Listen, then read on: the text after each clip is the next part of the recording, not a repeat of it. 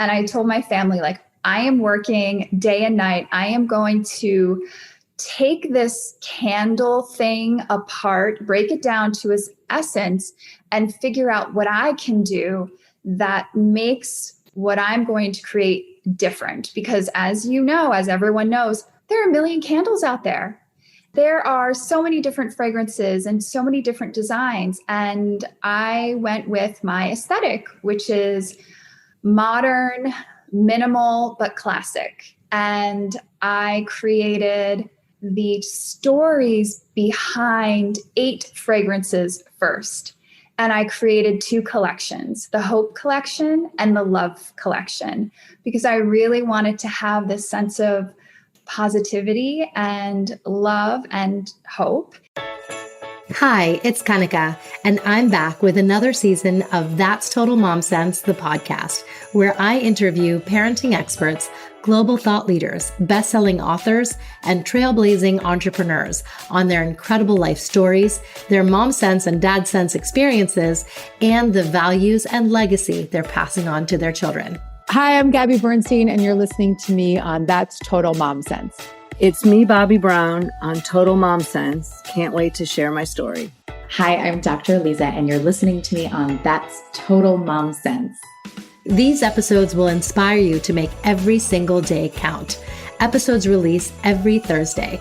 Join my tribe by logging on to thatstotalmomsense.com, where you'll receive my free Parenting in a Pandemic guidebook, and subscribe to the podcast wherever you listen so you never miss an episode. What's one non-tech item in your home that instantly calms you down and has the power to transport you to another place? For me, it's my Bodewell Living candle.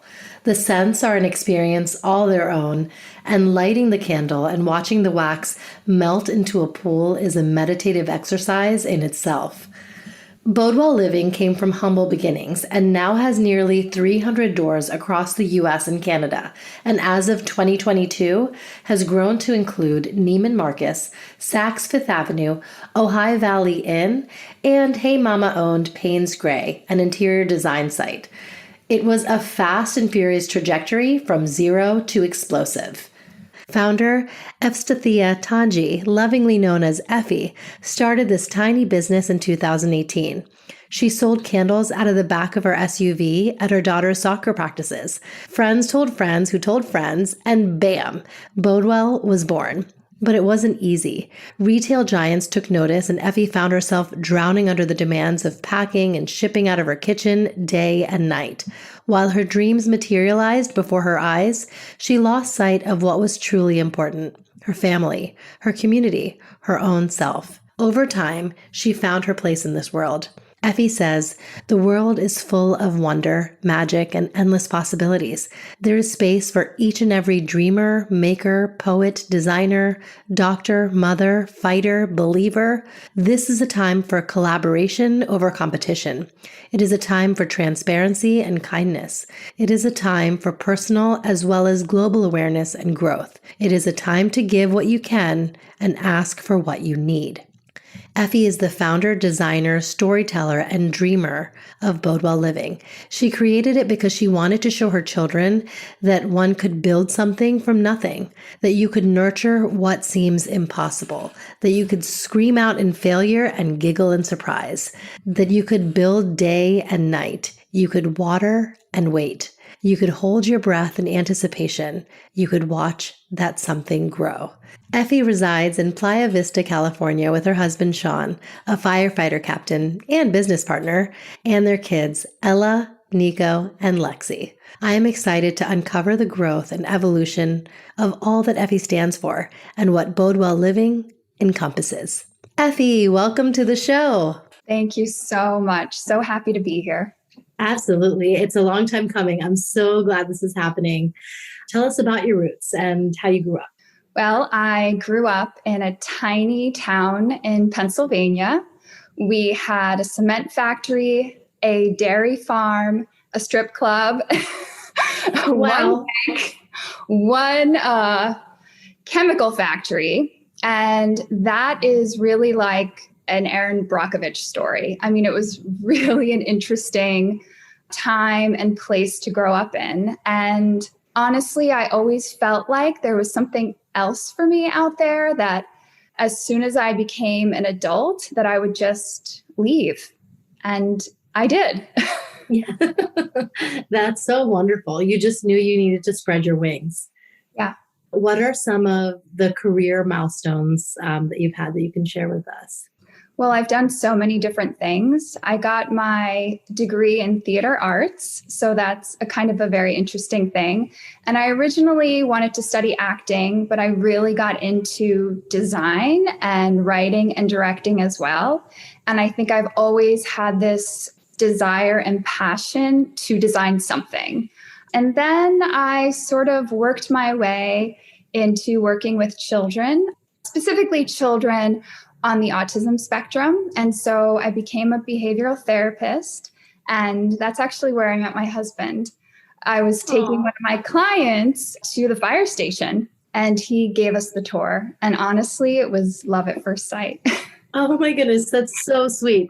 When did you finally get married and decide to start a family? So he was a confirmed bachelor, and I had dated. I feel like I dated everyone, all different kinds of people, musicians, actors, attorneys, doctors. And I don't know, something just brought us together, and we both just knew instantly that we were each other's partners for life.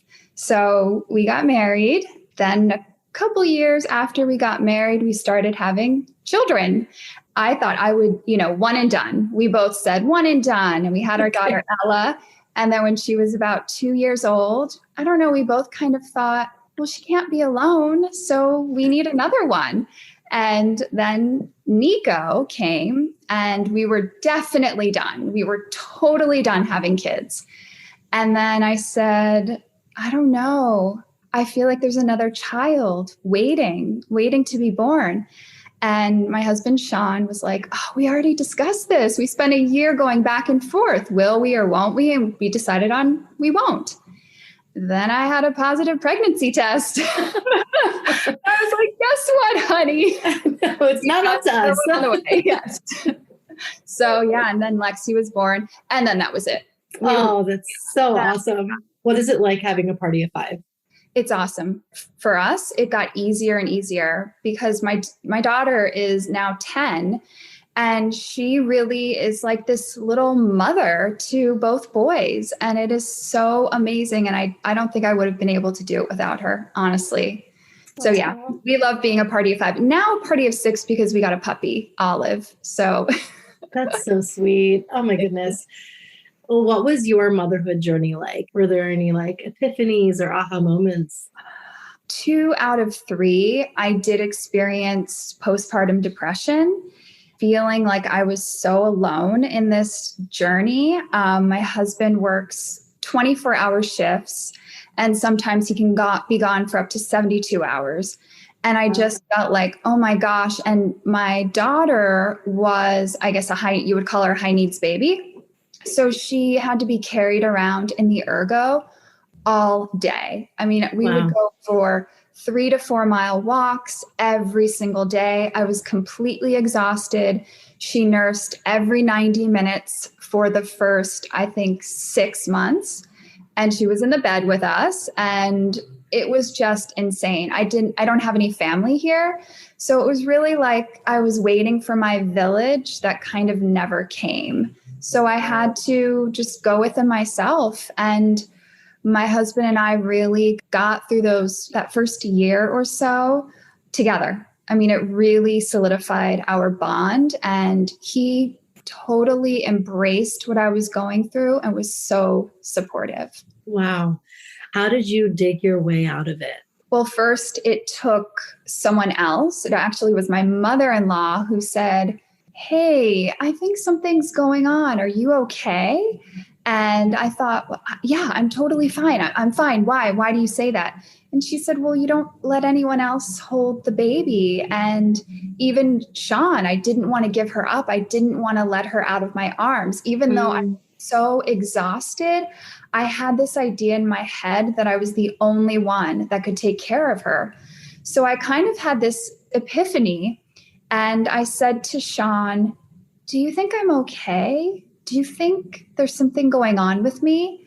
And he said, yeah, I think that you need to sleep. I think that getting up at 4 a.m. and cleaning the house, like I started doing all these crazy things to organize my life because it felt so out of control. Right. I started seeing a therapist and she knew right away, and she just said, this is what you're experiencing. It's totally normal. And talking about it is the best thing that you can do because there is a stigma that even no matter how much we talk about it and we try to normalize it, you still feel this sense of, well, I have this beautiful baby and I'm supposed to be so happy about it.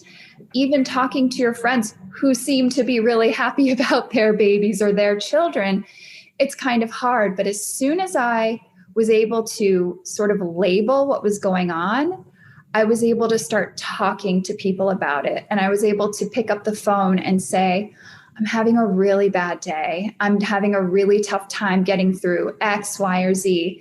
And that really, really helped me get through it. Wow. And I was also able to write about it, which felt really great because I could put all of my sort of darkest feelings down on paper, put it away, take it out, reread it, and feel this sense of, I got through that. Look at how I felt. It's a documentation of your feelings. And afterwards, I felt really proud of myself that I got through it. Wow. I love that. So tell us about how Bodewell Living was born. It's so crazy. So I also have a jewelry line called Trust Fund that I have with my best friend, Alea Ramsey. And that started because we were thinking about, we want to work together. We want to do something fun together. Let's do jewelry. And then after a couple years of doing that, I thought, well, let me add something else to my plate. And it came out of this idea that someone presented to me.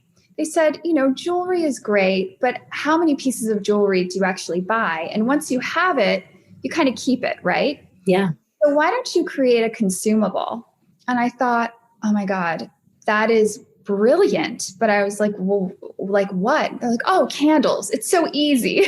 Everybody loves candles. Everybody loves candles. Yes. It's true, but I had never really burned them because I'm very, very sensitive to fragrances and scents. I don't wear any perfumes, nothing that has any sort of scent in them. Okay. I tell everybody this sort of thing, the origin story is I went into this cave in my brain and I told my family, like, I am working day and night. I am going to take this candle thing apart, break it down to its essence, and figure out what I can do that makes what I'm going to create different. Because as everyone knows, there are a million candles out there.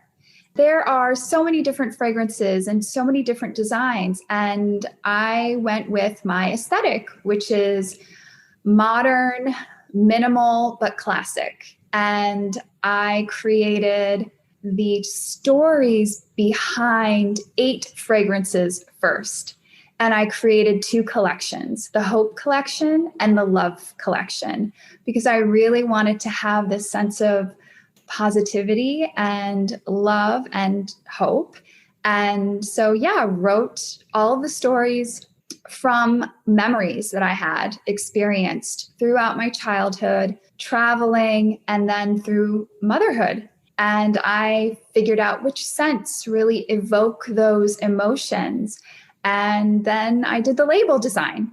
And once I had the label design, and I didn't have a name yet. So once I had the label design, I thought, okay, I need a name. And it came to me while I was getting ready one morning. And I was putting these different words together. And I really wanted something balanced and something that felt good and would carry on to maybe other things. So Bodewell came into my head, and it means to live well. And that's it. That's how it was born. Yep. Wow. I love that. I want to come back to your name, Efstathia. So tell us what that means. It's Greek. My father came from Greece when he was in his 20s. And my grandfather's name was Efstathios. So in kind of Greek tradition, the firstborn child gets the grandfather's name. And since I was a girl, they just changed the ending to be the female version. And it means straightforward and on the right path. It's kind of amazing. And I didn't have a nickname until I went to kindergarten. And the teacher wrote a letter, like a little letter home, and pinned it to my shirt. Mm-hmm. And my mom opened it and it said, "Could you please provide us with a nickname for Efstathia? Because nobody can say her name. Nobody wants to be friends with her because they don't know how to say her name." Okay. And we went to this fair and I remember picking out Effie. And at first we spelled it E-F-F-Y, and then we changed it to E-F-F-I-E. That was it. Aw. Now tell us more about just how the process works. Well, I worked with a perfumer to create the scents. And it was really this like journey of trying different fragrances together, different combinations that would elicit this scent that, for me, was bearable, right? Because I said we're sensitive.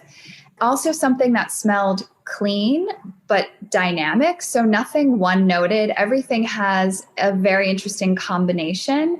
And I try to make all of the scents balanced. So it's not just a rose or a gardenia, because sometimes that can feel very perfumey and very heavy and cloying. And I didn't want to create those. So it was some trial and error. A lot of the times the perfumer would say, "I've never combined those scents before. I'm not sure that's going to work." And they ended up being some of the most interesting scents that were created. And at this point, I think I've created almost 45 proprietary fragrances. So I am so excited about that and just feel like it was in my brain. Then it became something that other people can experience. The wax part of it, because my husband is a firefighter, I knew that I wanted a clean burning wax. And it is actually really difficult to work with natural waxes. Paraffin is pretty ubiquitous and a lot of people use it because it's easy to work with. It is available and it gives a great scent throw, but it's petroleum based. And I didn't want to put that in the air. I didn't want to support that. So it was a long time of really trying to get that formula to work with the fragrances. And we did it. And I'm so proud that I just kept pushing for it, because I did get this, "Oh, Effie, I know you want to go natural, but, nobody really cares, or it doesn't really matter. This is what everybody uses." I'm not going to do it. I'm not going to compromise. I care about my kids. I care about what my husband breathes in when he's fighting a fire. And that just really resonated with me. When things burn, what happens? We take them into our bodies, our pets take them into their bodies. And I wanted something that I could stand behind. I never actually poured the candles in my home. I had professionals do that. I still have professionals do that. And then the designing I did, and, had other people obviously manufacture the glass and the boxes. And then for a long time, I was packing and shipping so much, honestly, 10 hours a day standing. Oh my goodness. And then lifting 50 pounds. And then once I got a hernia, my husband was like, you can't do this. You've got to get a fulfillment center. So this past year during the pandemic, I just said, enough is enough. I'm not doing this. And I work with a wonderful female-owned company out of LA and another female-owned company out of Chicago. I couldn't be happier. One thing that I love that's so resonant to your branding is, so you have these really memorable names like the ombre candle or amour or noir. And the way that you do the script it's A period MOUR or N period OIR. So how did you come up with that whole thing? So I love thinking about things in parts and how they come together to form a whole and how that tells a story. So going back to the original designs and choosing hope and love, I took the letter, so H, and created wheat, and then O and created ouvrier, P for passion, and E for FSA. So that whole first letter with the period goes back to, it then spells out HOPE. And I did the same thing for love. And then on the back of the boxes is the story about what hope means, what love means, what home means. So that's how I got all of that. And originally I wanted to do Greek names, but it didn't work because the Greek language is amazing and I love it, but it's more for, I don't know, scientific terms, I guess. It doesn't just roll off the tongue the way French does. And I studied French in high school for 4 years. So I just thought, I'm going to make this romantic and beautiful sounding and different. And so that's why I chose those names. So I personally love the Requiem candle and I have the box right here. And I would love for you to share the backstory behind that and the philanthropy behind it. Yeah. So 5 years ago, my only sibling, my brother, Nicholas, died from a heroin overdose. And it was incredibly shocking and heartbreaking, and it was debilitating. I really didn't know how to function, and I didn't know how to exist as this woman who had a dead brother. I mean, just to put it very plainly. And I found myself wondering how I would get through it and how I could live after his death. Yeah. So this past year, I had this idea, and it was prompted by someone that I was speaking to about PR things. And she asked me this question very pointedly: what do you care about? What moves you? What drives you? And I happened to bring this up. And she said, well, why don't you do something about that? Do something. And that is all I've been searching for. What can I do?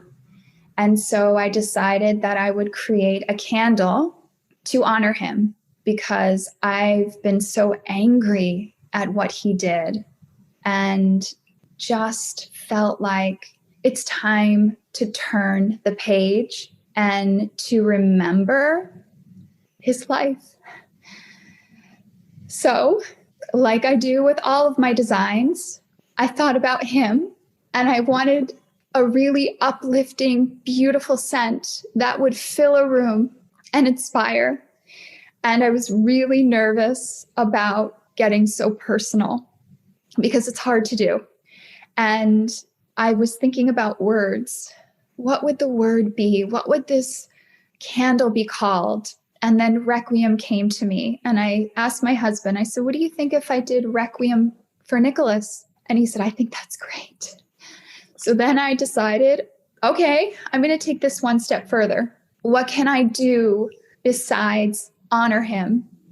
And I reached out to a friend of mine who works for Homeless Healthcare Los Angeles. Their mission is to destigmatize addiction. So they're on the streets of Los Angeles, and they're handing out needles and Narcan and giving the people who are struggling with addiction respect and compassion. And that really moved me. And I thought, oh my God, why don't we do this? Maybe if my brother wasn't so ashamed of what he was doing, that maybe he would have gotten help and he wouldn't have been hiding. So I am donating 50% of the profits to HHCLA. And I know he is smiling, thinking that you thought of something like this in his honor, and you're helping others who are battling, their own fight, get through it. Yeah. And now for a quick break brought to you by my brand sponsor, Homer. Hi, this is Kanika Chadda-Gupta, founder and host of That's Total Mom Sense. I'm Stephanie Dua, president and co-founder of Homer. And this is At Home With Homer. Homer is the essential early learning program for kids aged 2 to 8. We have the most comprehensive app available for early learning skills that you can find on iOS or Google Play. And you can also find our really fun Explore kits that help kids with their math, their reading, and social emotional learning that you can find on our website, learnwithhomer.com. On this weekly segment, we're going to cover a range of topics from raising confident readers to developing emotional intelligence. These are the skills that will carry your child through school and life and resonate most when taught at home by you, their most important teacher. So grab a notepad, your phone, or your mental notebook to remember the tips shared during the segment. And now on to At Home with Homer. Homer! This installment of At Home with Homer is all about getting involved. So in case our listeners aren't aware, Stephanie Dua's children are very involved in their community in Miami. And I think it's so important to instill this yearning to give back at a young age. So Stephanie, how did you inspire your kids to get involved and give back to their community? Yeah, thanks, Kanika. It's something that's near and dear to my heart. I've spent a lot of my life working sometimes in the for-profit sector, but a lot of working in the nonprofit sector, really trying to work with mission-oriented companies. And you see firsthand all of the challenges from soup kitchens to education systems to children living in foster care or, young children living in detention centers. So I'm super passionate about this. I tried very hard to instill it in my kids. And one of the things I found is it's really hard to find a way for kids to get involved. Every place you call to volunteer, they say, well, they're not old enough, or there's a lot of paperwork you have to fill out, Right. And so it was really hard. And during COVID, my youngest, Isla, found the same thing. She and her friends were trying to get involved in Miami here. They were creating masks and they wanted to do care packages, but everywhere they turned, they said that they couldn't find a place to be helpful. So they created something called MiamiStrong.us with a number of other kids. I think they were 10 at the time. And it's really a mission-oriented endeavor to try and bring ideas and service opportunities to young children. But what I like to say is in your own community, you have to keep it simple, because I think if it becomes another job that you're trying to do, it feels overwhelming and you're not going to be able to find the time for it. So believe it or not, simple things make a huge difference. So idea number one, I always like to say is, there's always someone who's in need of care locally in your neighborhood, in your school environment. There's always, the Surfside condo collapse just happened. So we just ended up sending Uber Eats meals to the service and the rescue and search teams. So there's always a way to easily understand an issue and put together a care package. And I think it's important for anything you do with your family to have three components, I like to say. One is an understanding of the issue, even for little kids. So what is the understanding of the issue around homelessness? What is the understanding of the issue around children in foster care? Because that helps build empathy and understanding. And then second is, what is one small thing I can do to help with that issue? And third, how do you make it their own so that they're able to put their own personal stamp on it, in a way that works for them? But a couple of other ideas I like to always offer to families that we've done is definitely putting together care packages for a neighbor. It's great, or someone in your community. Two is collecting kind of non-perishable items that you can donate to a food pantry. We did that during COVID. We could just drop it off at any one of many food pantries. Three is really setting up a spare change jar in your home for a local charity. We have the girls each have a little jar to give, and so that they can collect change and they can think about where they want to donate that. And even small things like looking around your neighborhood when you're walking your dog and saying, like, we should pick up this trash because having trash around our neighborhood is not good for the environment, or we should use recyclable containers instead of single-use containers because that's not good for our environment. So again, it's sort of how do you kind of build some of those habits so that you're in service? But the bigger point is, what does service mean for your family, and really having conversations about that. In the end, what you realize, what all studies will tell you about happiness is The biggest component of happiness is community, number one, and two is acts of service. So, I think building those habits early on so that kids understand it's not about me, but it's about how might I use this time to do something good for somebody else. That's building the blocks of empathy and kindness and gratitude that are so important for children. Wow, that's incredible. I want to kind of talk about Miami Strong because I'm on the website now. It is such a robust, really beautifully designed site. How did, your 10-year-old conceptualize this? And then how did you team up with other parents and launch something of this scale? She has two friends that they work on it together. And once a quarter, they pick an issue that they want to learn about. And then they identify a charity, a nonprofit in the community to work with. And what excited them was, this concept of how do you identify what it means to be a strong community? They have a sense of what it means to be a strong student. They have a sense of what does it mean to have a strong family life, but what does it mean to have a strong community? Certainly in Miami, there are many individuals, adults and children who are struggling with food insecurity, that don't have meals. There are many children and adults who are homeless. And so they got very passionate about those issues, especially during COVID, and trying to understand them and then finding ways for young children to get involved. So one of the things they do is they have a big potluck, a casserole, believe it or not, it's like a casserole night. And they make casseroles for this wonderful organization, Camilla's House here in Miami. They, as a family and kids, they all get together in a kitchen and make these casseroles to deliver. The second thing they love doing is collecting little toiletries that you get from hotels and otherwise, obviously, before COVID, that was more common, but they collect all these little toiletries, and those are great for the homeless shelters because they're small, single-use toiletries that are in high demand, believe it or not. And so instead of tossing them, they can collect them and donate them. So it's really just about picking one thing, not making it overcomplicated. But for these girls, they were really interested in homelessness, and they were really interested in food insecurity and how do you get meals in the hands of kids and adults who don't have access to it. Yes, no, that's great. But advice for the parents, for how they got the website up, how they built their community, how, is it Facebook driven? Yeah, exactly. Well, so the good news right now is they are so technically savvy at this age. So they know Canva, so they know how to create templates, Squarespace, I think, just to build a website, so all of this is self-serve now. And so they didn't even need to know how to code. They just needed to use a few YouTube tutorials and figure out how to set something up. And then they use stock photography largely to kind of create it. And, the big thing was not getting in their way, really letting them lead and letting it be their thing.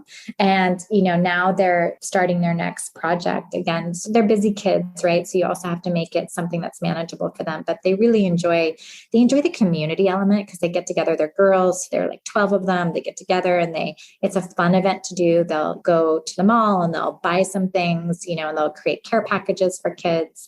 It becomes like a social effort as well. Yes. It's really, really nice. If anyone has 10-year-old girls, that's like a fun thing to do, to go to someone's house and create care packages for them. Oh my goodness. That is really enterprising. And it's so amazing how they came together and they're learning as they go. It's their own kind of project, and they're giving back in the process, which is the best part of it. I wanted to also ask you about, with younger kids, how can we really spell out the fact that there is adversity in the world? There are those who are less fortunate than us. And I'm kind of tracing it back to my childhood. We would go to vacation in India every year since I can remember. And I would see abject poverty. Firsthand, and seeing 8-9-year-old girls looking through a car window at me, looking just like me.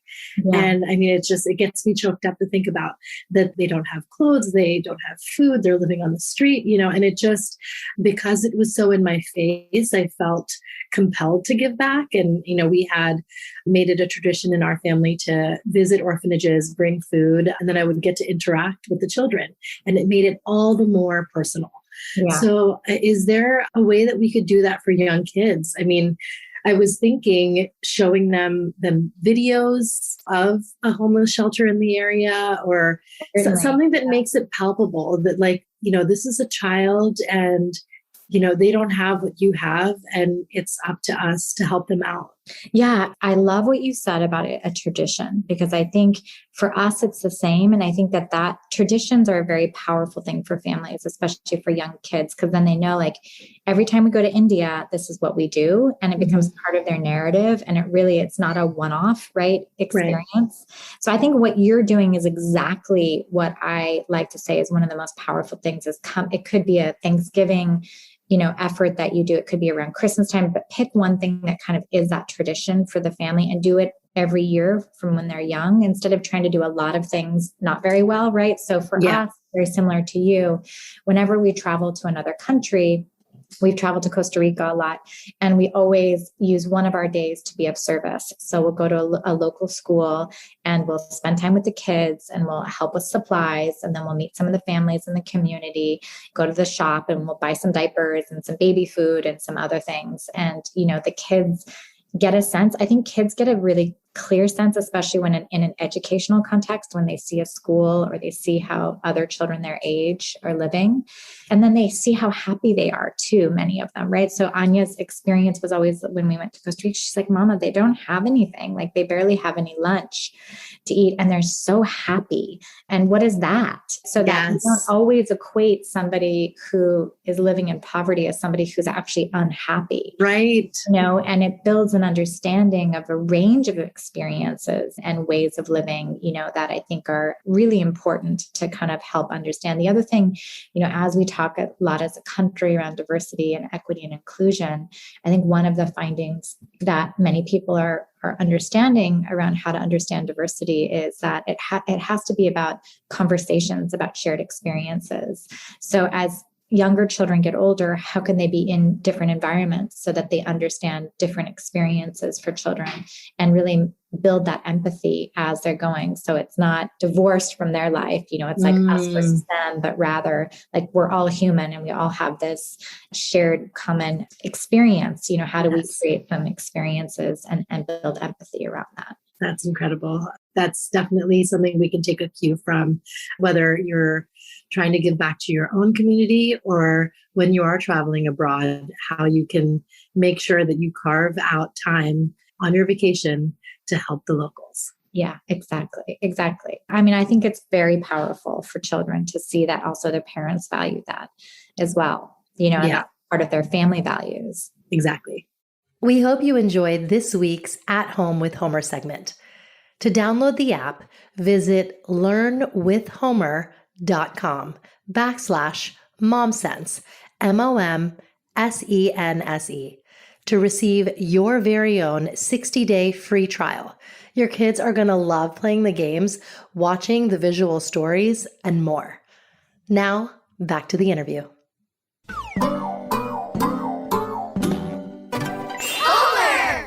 Tell us about the retailers you work with, in addition to having your own e-commerce component. Yeah, so the retailers I work with intentionally are boutiques that carry other really sort of handpicked, curated items, because one thing that I've learned is I need someone, a buyer, to really understand and appreciate the line and not just sort of throw the candles on a shelf in the back somewhere and not try to tell the story of the maker, the intention, the ingredients. And so I've found that working with these luxury boutiques all across the country has served the brand very, very well. They fall in love with the candles. Obviously, they reorder, they put us in the window, and they tell their customers about it. They really let them know, hey, we have this new brand. It's amazing. And then getting the feedback is wonderful. We've also worked with J. Crew and Madewell and been on their e-commerce sites, which was really fabulous. And J. Crew said, oh my gosh, we have a lot of men buying your candles, which was also sort of a testament to this sort of modern, minimalist, gender neutral, which was what I also wanted. I wanted something that everyone could appreciate and that was accessible. Tell us about your entrepreneurial journey. You had a partnership at one point and things went south. Tell us about how you grew from that and any lessons learned for those entrepreneurs listening. I mean, the first thing I would say is get yourself a good attorney, write up an agreement, just spring for that, whatever, however much it costs, and do it the right way. I went into it very naive because I have had my experience with my best friend Alea with the jewelry line, and it was so easy and it felt so good. And I thought, okay, well, here's this person that I know that knows me, and we'll go into this together, and I'll be the creative. I did the sales, and that she would sort of take on the operations. And it was really interesting because I didn't set any boundaries. So there were calls at 11 p.m., 6 a.m., and also this drive to grow at this insane pace, which was not sustainable for a mom, a wife, someone who also, me, I wanted something else for my life. I didn't want to do candles 24/7. Right. And I was becoming really anxious and obsessed with growing. And if we weren't growing fast enough, that I just started to get freak out and then get aggravated with my husband and really not nice. Mm-hmm. And so things were sort of happening behind the scenes, and I realized I don't want to do this anymore. I would rather walk away from this wonderful company that I created than continue to deal with this. But my husband said, you created this. This is yours. Fight for it. This is something to show our children. Look at what you did and look at how you're fighting for what you believe in. And I did. And I fought. And in the end, here I am. Wow. Oh my goodness. You prevailed. I did, because I was tenacious about it and I documented everything. So that's the other thing I would tell anyone out there, if you're getting into a partnership, to really think about what you want and the direction that you want to go into. And don't forget who you are and what you stand for. Yes, you have to compromise. Everyone does. That's an important part of life, negotiating and compromising. But at the end of the day, if you feel like you're compromising your values, then it's probably not the right thing to be doing. Yeah, very true. What are your aspirations for Bodewell? What's next on the horizon for the brand? Well, funny you should ask, because I'm in the middle of designing the future line. And we're definitely going into a more lifestyle direction. So keeping with the candles, going into diffusers and room sprays and roll-ons and perfumes, and developing a men's line to sort of expand. I've got my holiday collection already designed. So that's a very exciting thing for me because I've never had a holiday collection before. So I can't wait to launch that. And I have a line coming out in July, late July, that is just right there on the horizon. And I can't wait to launch it. And it's called the Future Collaboration. And I took sort of what has been happening over the past year, the pandemic. I was just thinking about what would the future look like for us.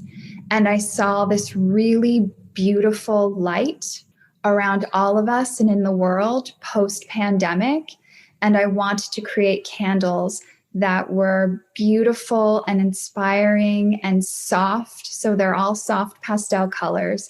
And they all have names that really resonate with who we are as human beings. So there's bold and tender and noble and human and radiant, because I feel like that's who we are. Oh my gosh. So you're truly multifaceted. And I know this firsthand because we've had many conversations about it. And the other thing that I'm so excited for you is your book. Your poetry is so profound and it speaks to the heart. And just tell us how that kind of came to be for you. I started writing when I was 6 years old, and I still have my little booklets that I created in elementary school, my poetry. Yep. Wow. Oh my gosh, that's amazing. You preserved that. I don't know. I guess I had the foresight to keep that because I haven't really kept much, but that has come with me through all of my moves and college and the millions of places that I've lived. And so this past year, on one hand, we had so much time, but then I was also like, my kids were home, they were not in school, but I thought I'm going to make some time to sit down and write. And as I was writing, I realized I have something to say. And then I thought, okay, why don't I write a book of poetry? And I did it in this way where I really went inside of myself and I talked about sort of all the things that I felt like I couldn't. And then the title came to me, which is All the Things I Could Not Say. And it was sort of perfect. So, I have a 52-page manuscript. It's out there in the world of agents and publishers.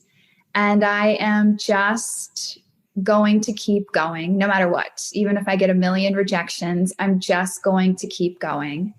Tell us about that, like logistically. When did you find yourself just, having this outpour and writing? Well, it certainly wasn't me sitting in an office for 5 hours, sitting down with my candle burning and my cup of tea. No, it was when I was washing the dishes, when I was doing the laundry. I would wake up in the morning before I made breakfast for the kids at maybe 5:30, and the ideas would come in my head. And I'd get out my phone, still in bed, and I would write them in my little notes section. And then I would let it be and go back to it and realize, oh my God, this is the start or the middle or the end of an entire poem. And sometimes I would be driving and I would pull over and say, okay, mommy's got to write something. Good for you. Oh my gosh. Yeah, that's the way that I've always written. It's always come to me in the complete form or the way that the words, the rhythm of the words have come out. So it's pretty rare that I ever edit any of the poems. I think I've edited 3, 4, because it just is coming from this organic place. About the poems, I wanted you to share one of my favorites because you've been so kind to have given me access to reading them, and that's the past life poem. Oh, so, yes, yeah, and being Indian and born into Hinduism, we believe in past lives. We believe in karma. We believe in the fact that everything in life is impermanent. And we're all connected and it's a cycle. And so that's just really palpable for me. And so reading your poem about that just hit home. And I'd love for you to share an excerpt of it if you can. Sure. So I wrote this poem when I met my husband and after we'd been together for a few months because I wanted to express to him what he meant to me and how I felt. So this is before we got married. Past life. You came to me framed in concrete columns, secretly hiding precious copper piping beneath the surface of still waters, like glass, but sharper, especially when unbroken. I poked and plagued until I found your core, so deep, much deeper than I've ever wandered. And when I was lost, you stood unyielding. Not even the thunder of my guts or the flood of my history could waylay you for even a moment. As I curled up into the red, warm cradle of your heart, you rocked me on the tender timbre of your voice and your hands, and in your eyes I fell apart, only to be sewn back together with the delicate fold of your lashes. I've never seen such a surgery, the way you danced the demons from my dreams and threw them into the wind, replacing them with a lifetime of promises, of love. Suddenly, my life doubled, as if I were a twin and you the other. At night, cleaving my heart to yours, whispering my vows into the stuff of pillows, hoping the magic words would awaken you with an I do. And as we practiced the steps of married life, like amateurs, tango tripping and tongue-tied, we tripled our chances, now betting against all odds that we would fumble, talking into each other's faces, swearing eternity could never catch up to us. I knew you when we stood at the foothills of fog-soaked places, gazing across the expanse of green and knowing your unknown cheek and the stories surrounding your eyes before I could know my own name. So nothing, not even death, can keep me from your arms. So beautiful. So beautiful. And to think, those emotions you felt before you married him, before you had your children, before you built this life together, you really were plugged in and you knew that he was your person. Yeah, absolutely. Just a funny little side note, I had done a past life regression in hypnotherapy because I'm also a certified hypnotherapist. Mm-hmm. So I did this past life regression. We were in Tibet and we were both from the same village and we were dressed in these clothing and it was, I don't even know how long ago. And I remember finding him across these foothills and looking at his face, and he looked very much the way he looks right now. He's Japanese, but he looks like Hawaiian. He's got really dark skin, and really strong features. And I remember looking into his eyes, and I also looked like him. I knew that we loved each other. And then the past life regression jumped, and I was having our first child, and he was holding my hand. And he was by my side. And I came out of it and I said, oh my God, this is my soulmate. We really did fall in love when we first met each other. The very first moment we knew that was it. And then that sort of was like, whoa. Mm-hmm. It hits you. This is real. It's real. And he's my best friend. Oh my gosh. Do you have any parenting advice or hacks, really anything that you've learned through your own journey? I just started doing this thing because my son plays baseball, my daughter plays softball. And I thought about this concept of 3 strikes, right? It's kind of weird. And I think it sounds like more aggressive than it is. But when something is going on or I hear sort of an argument between the kids, I'll say, okay, I feel like you might be getting a strike, but let's see. And as soon as they hear that word, they're like, oh, we don't want that. We don't want that. And even if they get to 3 throughout the day, I'll say, well, what can you do to take one away? And they'll spontaneously do something like pick up their toys or go initiate their bath time. And then they'll say, well, and I'll say, you know what? That was kind of worth 3. That was worth taking away 3. Oh, and great. Every night we end up at 0 because I feel like it's kind of the idea of having a jar of marbles and you have this jar and you might start taking marbles out. And the other important thing is that they work as a community, the 3 kids.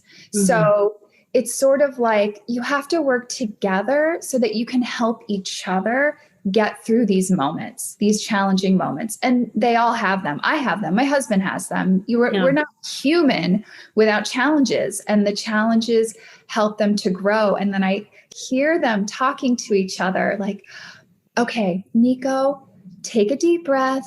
It's time to calm down. We can do this. And even my 4-year-old will say things like, Nico, I know you don't want to get a strike, so let's figure this out. And I'm like, what? That's my awesome. Yeah, it's like, let's make sure we all are like, in the clear. Family movie time, Yes, It's incentivizing. So that I mean, even after all of the sit down and talk through things, I feel like something that's more actionable is resonating with them right now. We're going to kind of like work with this and see how it evolves and transforms. So that's what's going on right now. That is great. That's great. And I love that it's not only just kind of incentivizing positive reinforcement, but it's also getting them to work together because that rarely happens. It's almost like you would think could be competitive where it's like, I don't have any strikes and you do, but it's not that. It's like, let me help you not get any. Yes. Yes. That's so great. That's so great. Okay. So I always end with the same last three kind of questions to tie everything together. The first is your mom sense moment. Is there an instance you can share that a moment where you were like, I just knew what my kids needed and I did it? I would say after my daughter was born and seeing her as a complete being that was on her path, on her journey, and believing that she chose me as her mother, there was this sense of, I don't own you and I'm not here to control you. And you have to find your way and I'm going to hold you in that space. And that was a huge realization, huge. It really created this strong bond, but it was like a rubber band. Go, and then you'll come back and I'll always be here. Pretty beautiful. Yes. And that's kind of a philosophy that we should all embrace. It's now time for Mom Haul, when we share products we love. So is there a product or anything that you are loving right now that you can just share with our audience? I will talk about toys of that all 4-year-old, 6-year-old, and 10-year-old love. And we've had the same set and only expanded upon it since my daughter was born. And they are Magnetiles. I think Magnetiles are so amazing because you can really see the way your children develop over time and the more complex creations and then the play that can happen with those things. I love them. I wish I invented them. Yeah, they are so fun. And I completely agree. I love that, like my son, for instance, he loves building things and he loves his cars, like his mini Matchbox cars.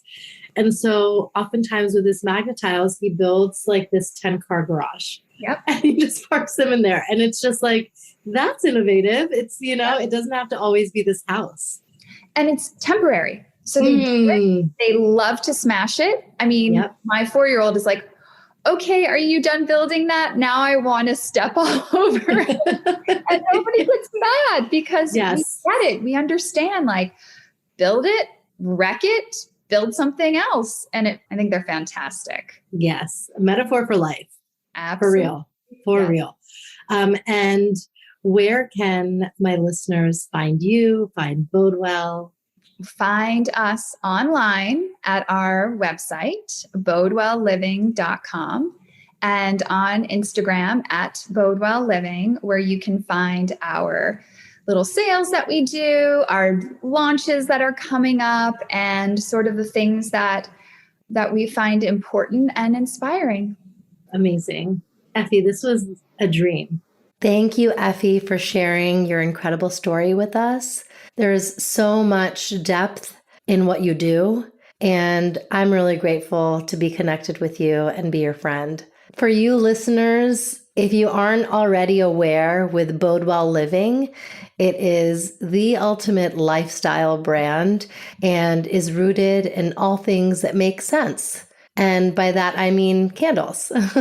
Now I'd like to share something very special with you.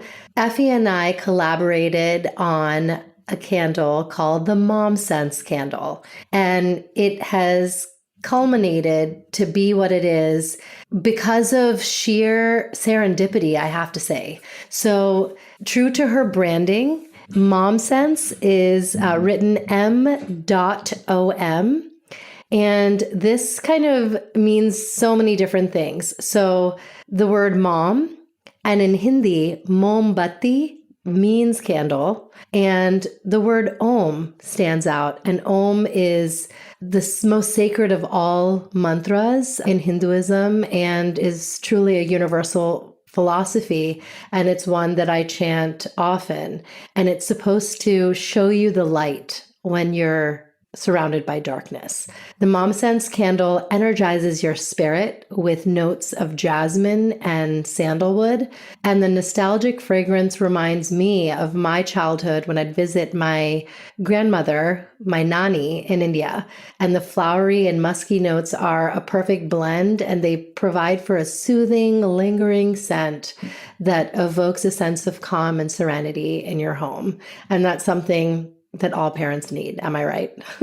So you can purchase your very own Mom Sense candle on my website. And if you just visit that'stotalmomsense.com, go to the shop tab, and it's right there. And I want you to know that a portion of the proceeds benefits Rise 100 by Sundara.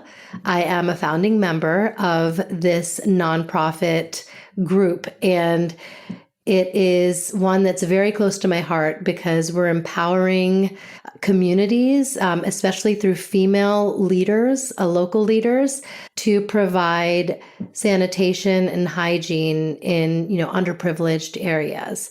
And so it's something that's really needed in this day and age. We helped a young girl named Shreya, helped a community in Bangalore where they didn't have public toilets and plumbing. And so she had one built in a slum community. And for the first time ever, a group of select families are using it. And it's completely changed their lives, especially women who have to deal with menstruation and, the hygiene that goes around that. So this is changing our world for the better. And it's through local communities and those who are less fortunate and need our help. Effie has so generously created a promo code, MOMSENSE, so it's MOMSENSE, for 20% off site-wide at bodewellliving.com. Again, that's MOMSENSE, site-wide at bodewellliving.com. If you're loving That's Total Mom Sense and you tune in every week, I can't thank you enough for being a loyal listener. So when you get a chance, please rate and review it. And it's very easy. You can go to Apple Podcasts through mobile only and find where to rate and leave your review. And on a monthly basis, I am going to be reading some of these reviews, and the lucky winner gets Mom Sense swag, and in this case, a Mom Sense candle, which retails for $42. So thank you for being part of my tribe. I wouldn't be doing this every week if it weren't for you. If you want to reach out to me, email me at thatstotalmomsense@gmail.com. Remember, trust your mom sense and your dad sense and just plain sense. And by that, I mean SENSE and SCENTS, because I love puns. Thank you for putting up with me and being part of my tribe. See you next time. That's Total Mom Sense.